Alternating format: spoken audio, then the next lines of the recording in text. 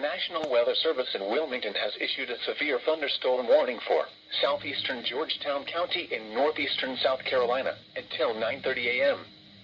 At 8:23 a.m., a severe thunderstorm was located over Hampton Plantation State Park, or near McClellanville, moving northeast at 40 miles per hour.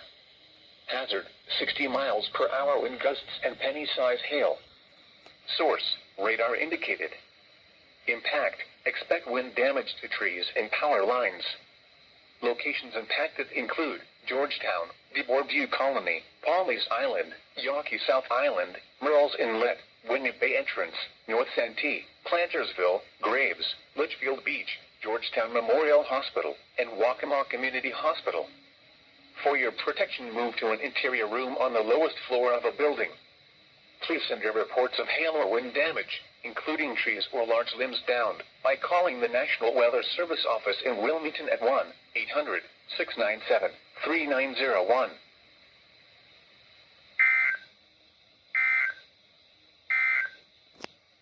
The following is a special